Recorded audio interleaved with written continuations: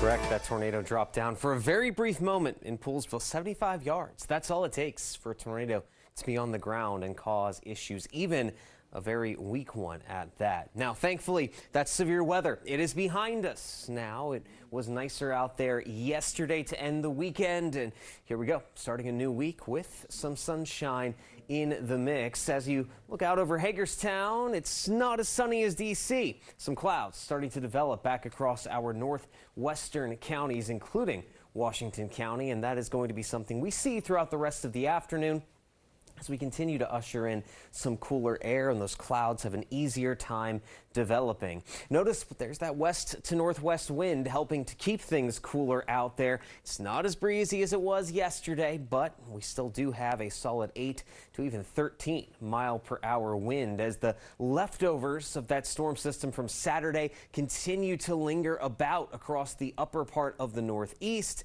That's what's creating this cloud cover, this constant northwest flow. But really, we're not talking about any sort of major impactful weather heading our way the rest of the day today. We'll just have those cooler temps and, yes, even chillier overnights. Much like last night, we're talking about lows dropping down to near freezing, especially across our western counties, and that could lead to frost and some freeze conditions. Something to keep in mind for those of you the plants outside. Now, we won't be seeing a major change in our temperatures the rest of the week. We warm up a bit at nights, but we're talking about temperatures staying in the 60s each afternoon as we wait for that next chance of rainfall. We'll see a few showers on Wednesday, but really it appears that Friday onward into this next upcoming weekend, we're due for a long stretch of soggy weather, and we might get that here as we roll ahead into this upcoming weekend. But for the time being, no major rainfall chances, just that mix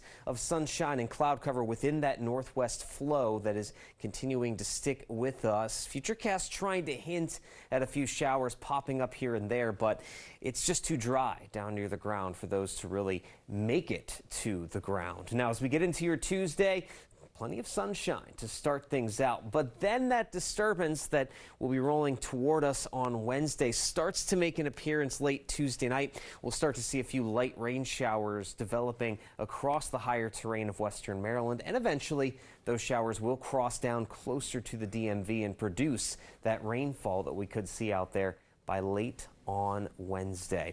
Temperature-wise, that's the other big story here this afternoon. Again, do not be shocked if you're in Hagerstown, Winchester, back across much of central Maryland, that it stays in the 50s. We might get just above that 60-degree mark in D.C., parts of southern Maryland, Fredericksburg included in that as well. But look at this, folks. As we go into the overnight hours, that's when the colder air really arrives. No frost or freeze worries once you reach D.C. I-95, southern Maryland staying in the low 40s there, but look at Martinsburg, Cumberland, right down near that freezing mark, and that is where we are most likely to see that frost and even those freeze conditions here as it's well into the growing season now.